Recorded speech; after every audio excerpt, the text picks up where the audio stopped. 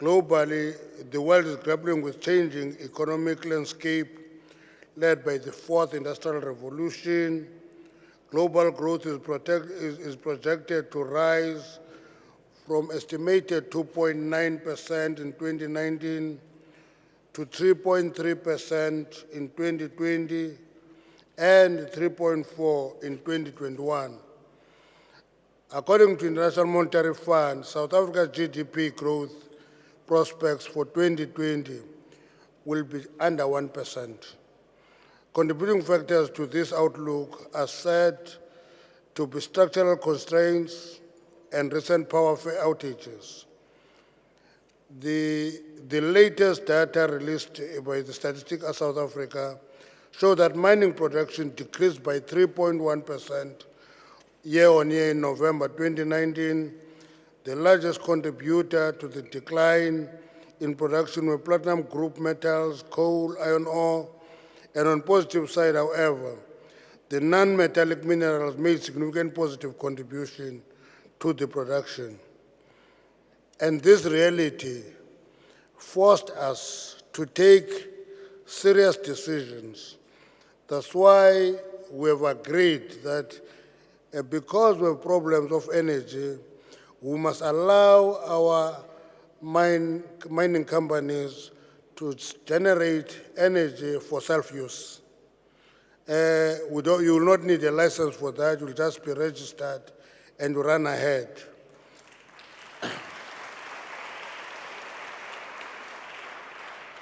Secondly, we've taken a decision that we'll talk to investors who are going to go everywhere where we can get investors to start a generating company outside of Eskom.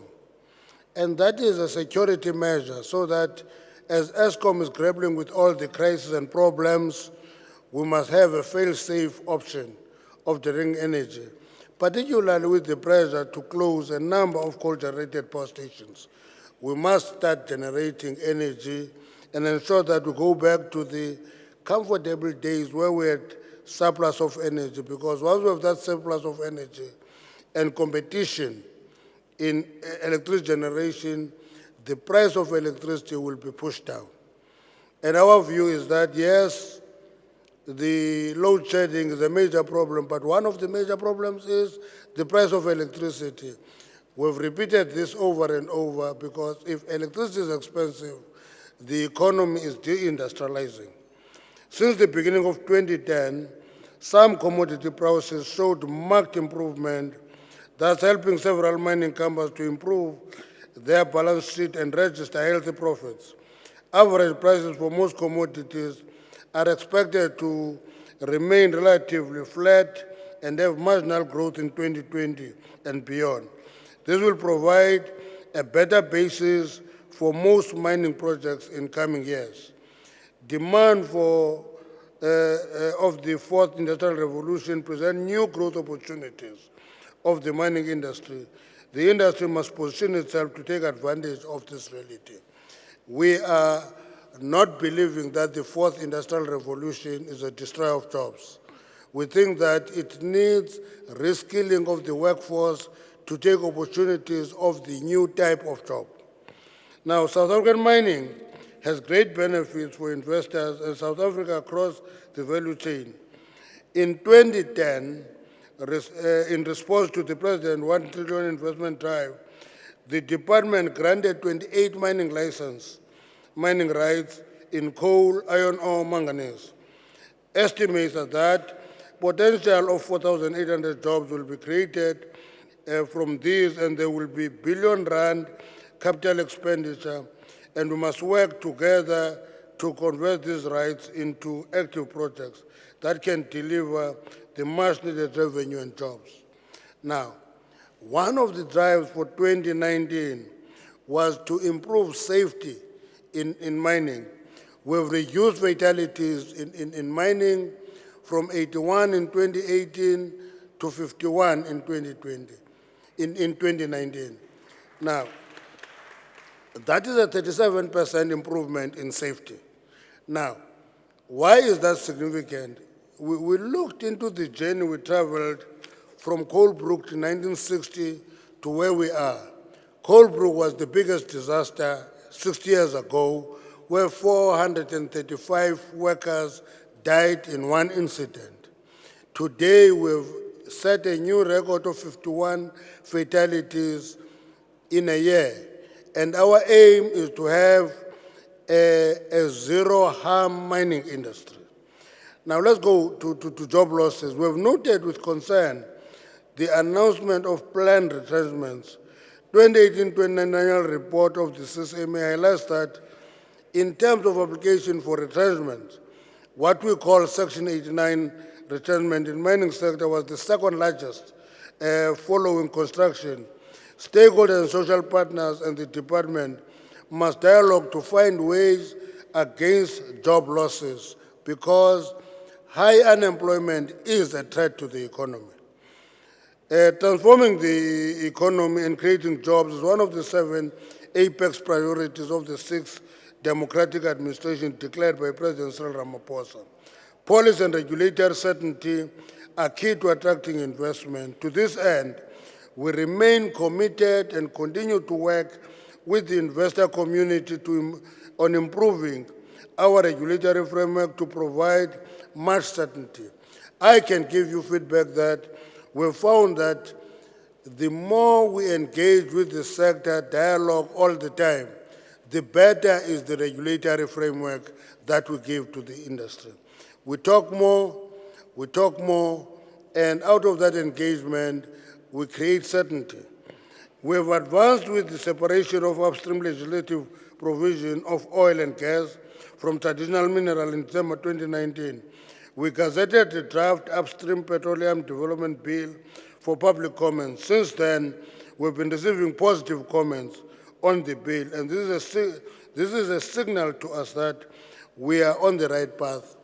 We are convinced that if the petroleum sector is given space, it will be a very important sector. It will contribute positively to the economy of the country. Economic growth and sustainability are bolstered by environment of a secure, reliable electricity supply. Addressing Indaba 2019, President Ramaphosa outlined measures being considered to address the electricity supply challenges. To this end, in October last year, we gazetted the Integrated Resource Plan, long-term electricity generation options, which provides for diversity of energy mix. Following concurrence by the energy regulator, NERSA, we are in the process of gazetting the revised Schedule 2 of electricity regulation, which will enable self-generation, facilitate municipal generation, and distributed generation. This will help close the energy gap caused by deteriorating ESCOM plant performance. Depending on the circumstances, the generation plant may only require registration and not licensing.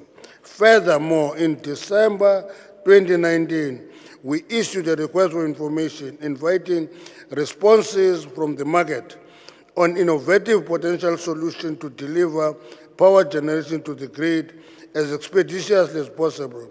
We welcome all inputs from the market.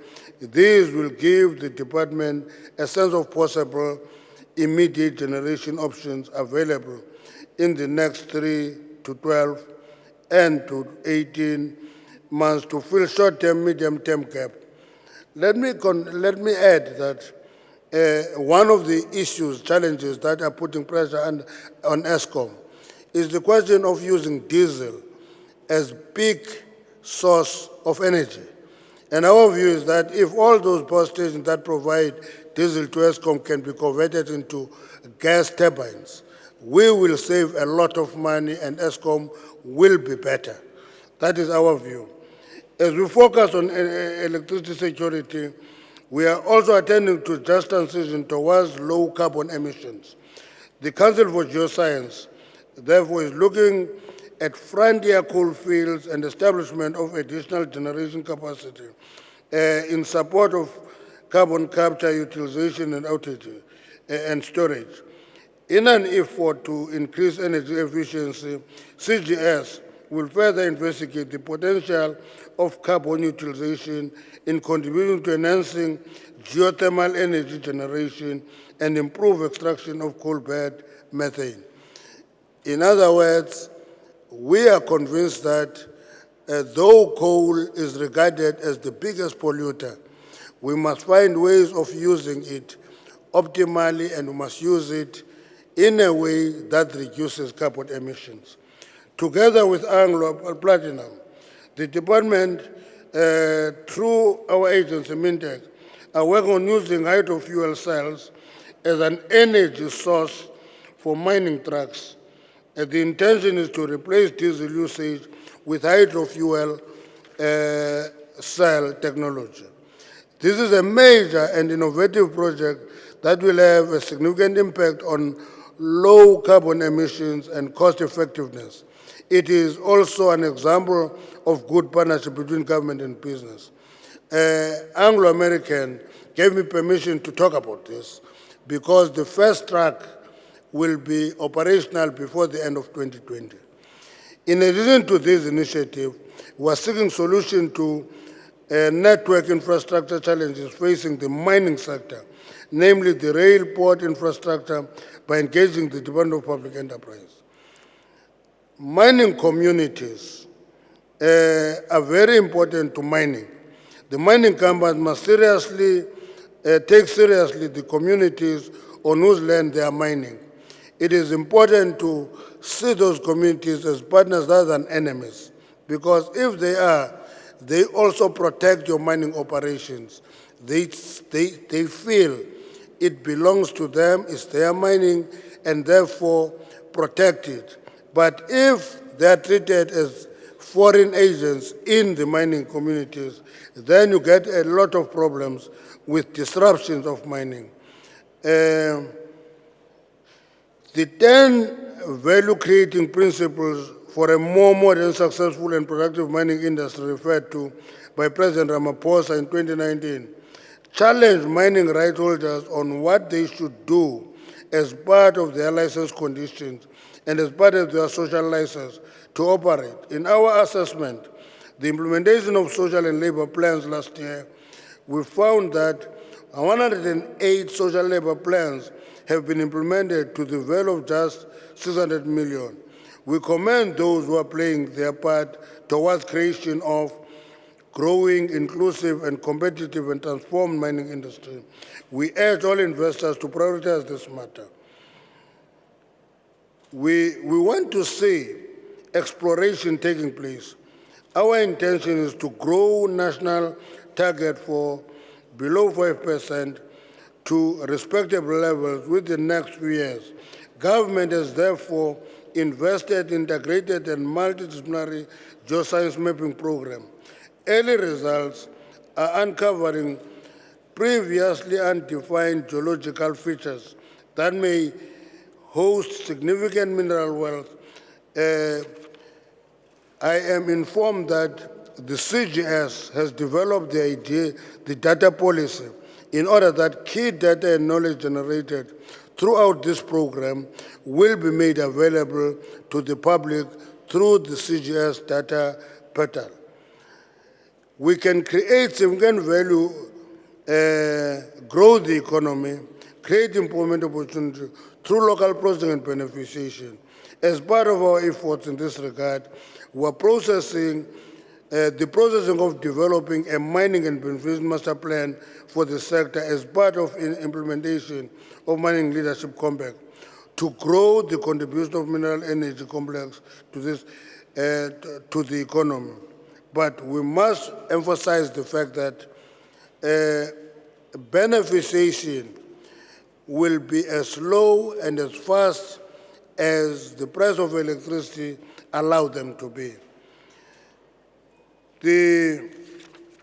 In conclusion, the mining and energy portfolio is critical to the economic growth and development. Merging of the two departments assess their mutually reinforcing nature. This should result in a department that is adequately capacitated, efficient, and responsive to the needs of the industry and the economy broadly. South Africa and African continent are important to global mining and development.